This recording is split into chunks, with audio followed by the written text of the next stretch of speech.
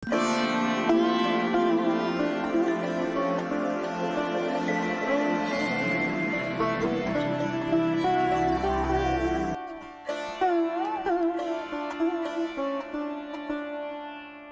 Everyone, welcome to study spring. और ये अपना 49th वीडियो है पॉलिटी 1000 एमसीक्यूज के लिए।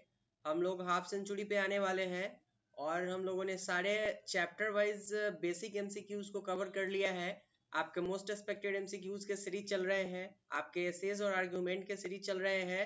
तो अगर आपने अभी तक इस चैनल को सब्सक्राइब नहीं किया है तो चैनल को सब्सक्राइब कीजिए और बेल आइकन को दबाइए, क्योंकि आपको सारे कोर्स के नोटिफिकेशन तभी मिलेंगे जब आप बेल आइकन को प्रेस कीजिएगा। बिफोर टू बिगिन, अगर आपने चैनल सब्सक्राइब नहीं किया है तो चैनल सब्सक्राइब कीजिए और वीडियोस को जितना हो सके शेयर कीजिए। चलते हैं अपने एमसीक्यूज की तरफ। पहला क्वेश्चन है कि किसी भी दिशा में आपातकाल की उद्घोषणा प्रवृत्त न होने के बाद उपयुक्त अवधि कितने समय के आगे बढ़ाई नहीं जा सकती है। अब ऐसा ये होता है कि आपातकाल जो है और नेशनल इमरजेंसी 1 साल के लिए लगाया जाता है, ठीक है। अब 1 साल के बाद ऐसा होता है कि अब एक्सटेंड नहीं हो सकता है इसका टाइम, ठीक है। सारे चीज नॉर्मल हो गए हो, अब टाइम एक्सटेंड नहीं होगा। तो अगर टाइम एक्सटेंड नहीं होगा तो कितने दिन के भीतर में आपका जो है ये चुनाव हो जाना चाहिए, ठीक है। ये क्वेश्चन आपसे पूछा जा रहा है। और फिर उद्घोषणा के बाद उपयुक्त अवधि कितने समय से आगे नहीं बढ़ाई जा सकती। अगर ऐसा लग जाता है कि अब जो है सिचुएशन अंडर कंट्रोल है तो फिर कितने समय के बाद जो है इसको आगे नहीं बढ़ाया जा सकता है। तो इसका राइट आंसर आपका ग हो जाएगा 6 माह। अगर ऐसा लगता है कि सारे सिचुएशन नॉर्मल है तो फिर 6 माह के अंदर में इलेक्शन करवा देना अनिवार्य होता है। नेक्स्ट क्वेश्चन देखते हैं। किस वर्ष से भूतपूर्व संसद सदस्यों के लिए पेंशन की व्यवस्था लागू की गई थी। क्वेश्चन इंपॉर्टेंट है क्योंकि पेंशन की व्यवस्था जो थी वो स्टार्टिंग से नहीं थी और बाद में इसको लागू किया गया हुआ था। एट प्रेजेंट 2010 में भी इससे रिलेटेड बहुत सारे चेंजेस हुए हैं, अमेंडमेंट किया गया है और फिर से उनका जो संसद के सदस्यों का जो वेतन है उसको बढ़ा दिया गया, उनके पेंशन को बढ़ा दिया गया हुआ है। तो ये बार बार अमेंडमेंट होते रहते हैं इसके लिए। लेकिन जो इम्पोर्टेंट है, जो एवरग्रीन टाइप के क्वेश्चन होते हैं वो यहाँ पर मेंशन किया गया है। तो यहाँ पे जो आपका पहला क्वेश्चन है कि किस वर्ष से भूतपूर्व सांसदों के लिए वेतन की व्यवस्था की गई थी, वो आपका है 1976। 1976 जो है या अब से 1976 से जो है वो भूतपूर्व सांसद जो होंगे उनके लिए पेंशन की व्यवस्था की गई हुई थी। इसका राइट आंसर आपका ग हो जाएगा। नेक्स्ट क्वेश्चन देखते हैं। लोकसभा की गणपूर्ति कुल सदस्य का कितना हिस्सा होना चाहिए। पहले तो एक वर्ड हम लोग गणपूर्ति को ऑलरेडी समझ चुके हैं कि गणपूर्ति का मतलब क्या होता है। गणपूर्ति का मतलब यह होता है कि मिनिमम अगर इतने सदस्य नहीं रहेंगे तो लोकसभा का अधिवेशन नहीं चलेगा, ठीक है। लोकसभा की कार्यवाही नहीं चलेगी, तो उसको बोला जाता है गणपूर्ति। तो या तो वो राज्यसभा में गणपूर्ति हो, लोकसभा में हो या फिर विधानसभा के लिए हो, सारे की गणपूर्ति जो होनी जरूरी होती है। मिनिमम उतने सदस्य होने जरूरी होते हैं तभी उसकी कार्यवाही चलती है।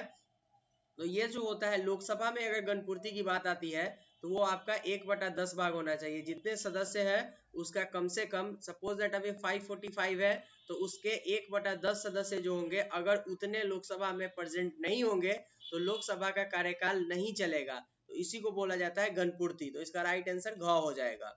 नेक्स्ट क्वेश्चन देखते हैं। लोकसभा की बैठक की अंतिम तिथि और दूसरी बैठक की प्रथम तिथि के बीच कितने समय से अधिक का अंतर नहीं होना चाहिए। सपोज दैट एक अगर अधिवेशन जनवरी से लेकर के और आपका 6 महीने तक के लिए चलता है और फिर दूसरा आपका स्टार्ट होता है और उस दोनों के बीच में, ठीक है, अगर ऐसा होता है कि 6 माह का अंतर स्टार्ट हो जाता है तो फिर क्या होगा कि वो जो है उसको वो अंतर नहीं होना चाहिए इसमें, यह संविधान के रूल के खिलाफ होगा।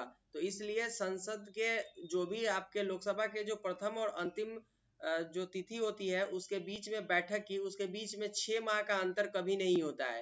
इसका राइट आंसर घ हो जाएगा। लोकसभा की बैठक की अंतिम तिथि और दूसरी बैठक की प्रथम तिथि के बीच 6 माह का अंतर नहीं होना चाहिए। इसका राइट आंसर घ हो जाएगा। नेक्स्ट क्वेश्चन देखते हैं। क्या ब्रिटेन के संसदों की भांति भारत के संसदों को भी कतिपय विशेषाधिकार और उन्मुक्तियां प्राप्त है जिससे वे अपनी कृतियों का निर्वहन कर सकते हैं। अब आप एनालाइज कीजिए कि संसद के सदस्यों के पास क्या वो पावर नहीं है जिससे वो फ्री होकर के काम कर सके। ऐसा है, बिल्कुल है, क्योंकि अगर संसद के सदस्यों के पास ये पावर नहीं होता कि वो फ्री होकर के काम करे, तो फिर किसी न किसी का प्रेशर उनके ऊपर होता और फिर वो फ्री होकर के काम नहीं कर पाते। इसलिए उनको वो सारे अधिकार दिए गए हुए हैं जिनसे वो अपने कृतियों का जो है वो अपना जो उनका ड्यूटी है उसको फ्रीडम से वो निर्वाह कर सके। ठीक है, वो अपने ड्यूटी को फ्रीडम से कर सके, तो इसलिए उनको सारी शक्तियां दी गई हुई है। राइट आंसर इसका ए हो जाएगा।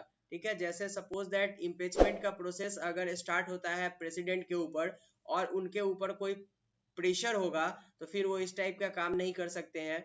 या फिर अगर लोकसभा के अध्यक्ष को हटाना हो तो फिर वो अगर उनके ऊपर किसी तरीके का प्रेशर होगा तो ये काम वो स्वतंत्र रूप से नहीं कर सकते हैं। इसलिए उनको वो सारे अधिकार दिए गए हुए हैं जिससे वो अपने कृत्यों का निर्वहन स्वतंत्र रूप से कर सके। राइट आंसर इसका ए हो जाएगा। नेक्स्ट क्वेश्चन देखते हैं। दीवानी मामले में संसद के सदस्यों को किस दौरान गिरफ्तार नहीं किया जा सकता है? मैटर दो आते हैं, एक दीवानी मामला और एक फौजदारी मामला। तो दीवानी मामला वो होता है जिसमें मर्डर से रिलेटेड कोई बात नहीं होता है, वो दीवानी मामले आ जाते हैं। और फौजदारी जो मर्डर वगैरह से रिलेटेड होते हैं उसको फौजदारी बोलते हैं। तो अगर कोई दीवानी मामला हो, फौजदारी का यहाँ बात नहीं किया जा रहा है, यहाँ दीवानी का बात किया जा रहा है। अगर कोई दीवानी मामला होगा तो संसद के सदस्यों को गिरफ्तार नहीं किया जा सकता है। तो क्लियर है कि दीवानी मामला में संसद के सदस्यों को गिरफ्तार नहीं किया जाएगा। लेकिन वो कौन कौन से कंडीशन होंगे जब उनको गिरफ्तार नहीं किया जाएगा? तो क्या संसद के सत्र के दौरान उनको गिरफ्तार नहीं किया जा सकता है, या संसद के सत्र प्रारंभ होने के 40 दिन पूर्व गिरफ्तार नहीं किया जा सकता है, या संसद के सत्र आरंभ होने के 40 दिन तक गिरफ्तार नहीं किया जा सकता है, या इनमें से सभी?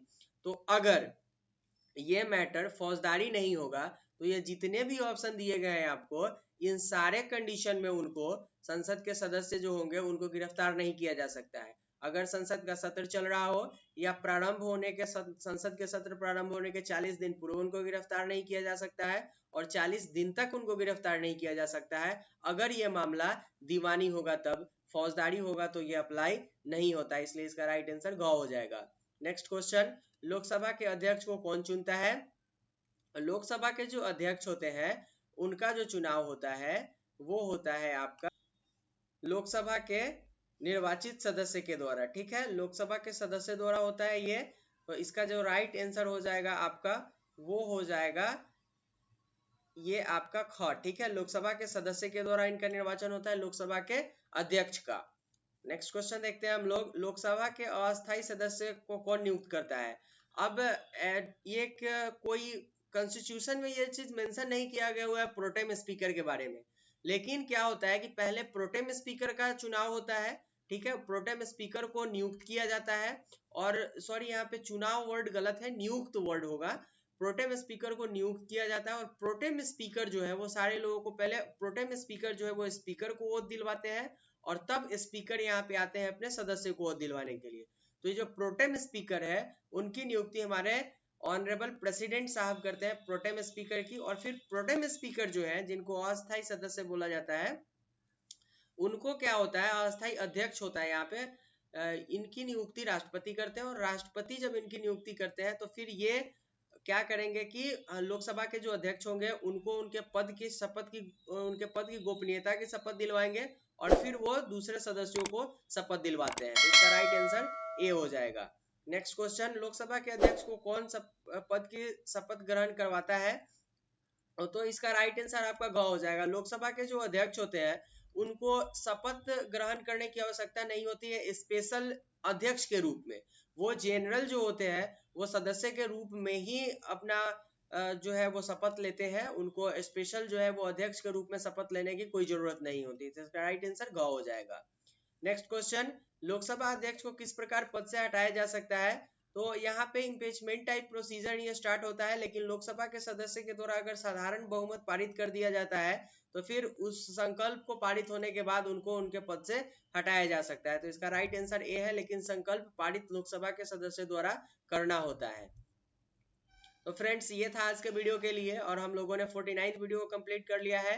नेक्स्ट डे हम लोग 15th अपना हाफ सेंचुरी कंप्लीट करेंगे, और आपके जो वीडियोस आ रहे हैं एसेस पे, रिपोर्ट राइटिंग पे, वो सारे आते रहेंगे। मोस्ट एक्सपेक्टेड एमसीक्यूज का सीरीज हर एक संडे को सुबह 5 बजे मिलता है, उसको भी आप देखिए। तो ये था आज के वीडियो के लिए, फिर मिलते हैं फ्रेंड्स नेक्स्ट वीडियो में। Thank you and good bye.